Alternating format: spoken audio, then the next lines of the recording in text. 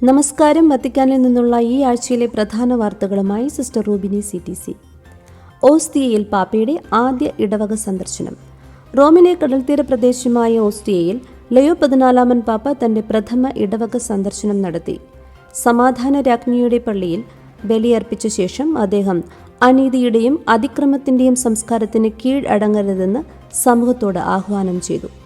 Cardinal vicar ബാൽദോറൈനെയും ഇടവക വികാരി father Giovanni പാത്താനെയും പരിശുദ്ധ പിതാവിനെ വരവേറ്റു.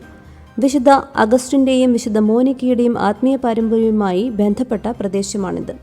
യുവജനങ്ങളിൽ വ്യാപിക്കുന്ന അതിക്രമങ്ങളും മയക്കുമരുന്ന് സ്വാധീനവും സമൂഹത്തെ മുറിവേൽപ്പിക്കുന്നുവെന്ന് പാപ്പ ചൂണ്ടിക്കാണിച്ചു. നാശത്തിന്റെ വേരുകൾ മനുഷ്യ ഹൃദയത്തിലാണെന്നും അവരെ ഓർമ്മപ്പെടുത്തിയ പാപ്പ സൗമ്യതയുടെയും വിദ്യാഭ്യാസത്തിന്റെയും ശക്തിയിലൂടെ പ്രതികരിക്കണമെന്നും ആവശ്യപ്പെട്ടു.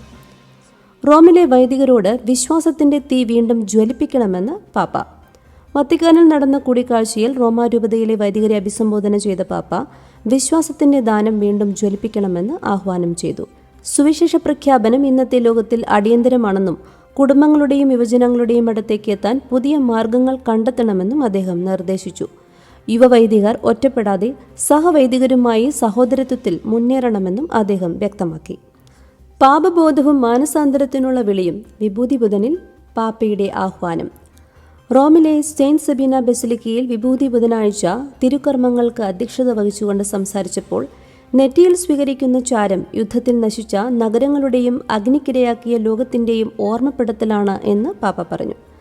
നോമ്പ് കാലം വ്യക്തിപരമായും സാമൂഹികമായ പാപങ്ങളെ തിരിച്ചറിയാനുള്ള ശക്തമായ സമയമാണെന്നും മാനസാന്തരത്തിലൂടെ സ്വാതന്ത്ര്യത്തിലേക്കുള്ള ധൈര്യമായ ചുവടുവയ്പ്പാണ് അതെന്നും പാപ്പ വ്യക്തമാക്കി.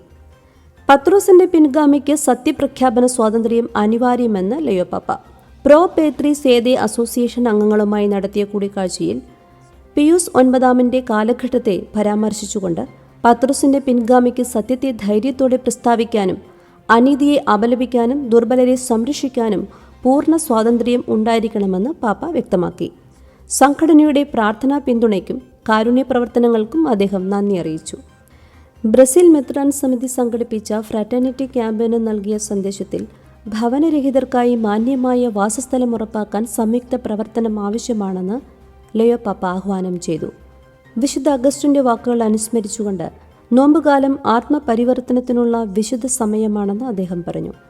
ഭവനരാഹിത്യം ഗുരുതരമായ സാമൂഹിക പ്രശ്നമാണെന്ന് ജോൺ പോൾ 2 പാപ്പ മുന്നറിയിപ്പ് നൽകിയതും അദ്ദേഹം ഓർമ്മപ്പെടുത്തി.